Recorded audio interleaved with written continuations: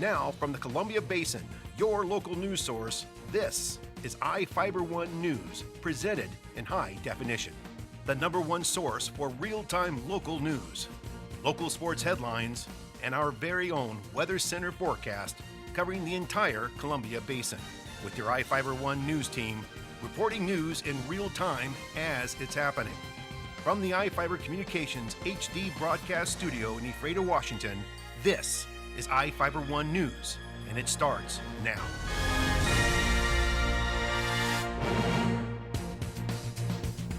Welcome to iFIBER 1 News. I'm Cody Johnson reporting news from around the Columbia Basin for Tuesday, July 30th. Tonight we have a report on how a former Othello school teacher reacted to charges of child molestation, and an update on repairs to bleachers at the Grant County Fairgrounds Rodeo Arena. We also look at how the focus of David Nichols' defense is now facing charges of his own, and one school's idea of better protecting its students. In sports, we'll tell you about some local college football players trying to break into the NFL, and we'll look at the upcoming season for the Eastern Washington University football team. Our spotlight story tonight is about a Soap Lake family that has a passion for trick riding. And we've got the latest weather forecast for the Columbia Basin from the iFIBER 1 Weather Center. Our top story tonight, a former Othello teacher pleaded not guilty to charges of child molestation. Lisa Davis was arraigned in Adams County Superior Court Monday. The 48-year-old former Scootney Springs Elementary School teacher is charged with 2 counts of child molestation in the first degree. Davis was the alleged victim's reading teacher and spent a lot of time with her male student. The alleged relationship lasted from late 2012 into 2013. She reportedly admitted to her family she participated in the inappropriate behavior with her student, saying there were 2 or 3 incidents. The alleged incidents happened in a classroom and at the home belonging to a friend of Davis. Davis resigned her position with the school district on June 24th. The last of the repairs to 3 sets of bleachers at the Grant County Fairgrounds Rodeo Arena are finished. Fairgrounds manager Jerry Gingrich said the Columbia Basin Rodeo Association finished repairing the structural issues on 3 sets of bleachers and removing 1 set on the north side of the bucking chutes. At least 4,400 people will be able to sit and watch the demolition derby and rodeo during the Grant County Fair. The bleachers were closed following a report from an insurance company assessment of the bleachers. The county and the Rodeo Association worked together to make the repairs, with the association providing the labor and the county providing materials. Gingrich estimated the repairs cost about $17,000. Some repairs still need to be made, including securing the fencing around the bleachers and fixing the stairs. Patrons of Papa's Casino have some new choices on tap with the addition of the Tenpin Brewing Company. Papa's owner BJ Garbe says the idea for a new brewery was sparked about a year and a half ago. Here with the story is Ryan Lancaster.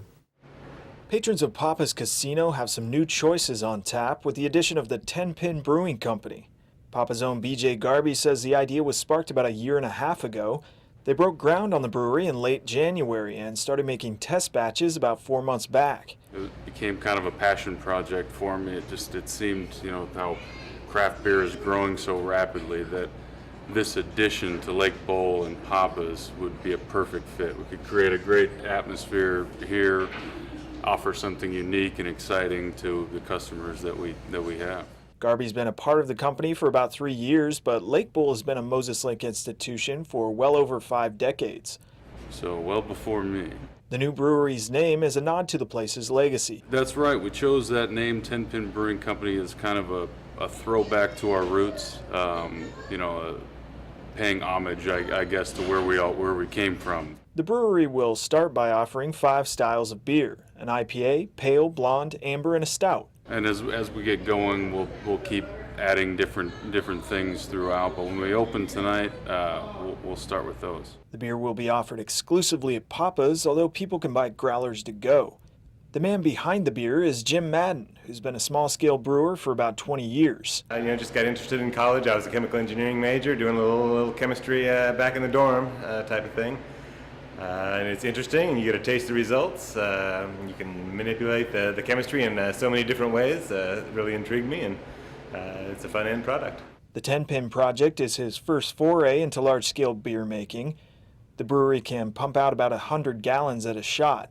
Friday's kickoff party was geared towards introducing the Moses Lake community to the new brew. Tonight's going to be fun. This is a much anticipated day. Madden invited everybody to come down for a pint. Come try the beer. It's fantastic stuff, and it's brewed right here in Moses Lake. For iFIBER 1 News, this is Ryan Lancaster reporting. Sounds like I might have to go undercover to do a special report on that. Thanks, Ryan. Ian Libby was the focus of David Nichols' defense attorneys, and they blamed him for the murder of Ephrata Sage Monroe. Now Libby is back in court and accused of robbery, which happened more than a year ago. The 23-year-old Libby is charged along with 30-year-old Spokane man Salvador Lizalde with 3 counts of robbery in the first degree, assault in the second degree, and malicious mischief in the second degree. A third person, 26-year-old Melinda Fry, is charged with rendering criminal assistance in the first degree. Libby was allegedly upset about a car he thought belonged to a victim who owed him money. The trio reportedly stormed a home, then attacked and robbed 3 men inside, then allegedly stole a cell phone, $20, and a pair of sneakers. For more information about the reported assault, you can find it online at ifiber1.com/news. Each of the people you see here have warrants for their arrest and are wanted by various law enforcement agencies. If you see any of these people, the DOC asks that you not attempt to detain or apprehend them, but to call police. You can also call the Department of Corrections at 509-764-6180 during the day, or 509-762-1160 after 5 p.m. We'll be right back after these messages with the latest from the iFIBER 1 Weather Center, and we've got sports and more news on the way.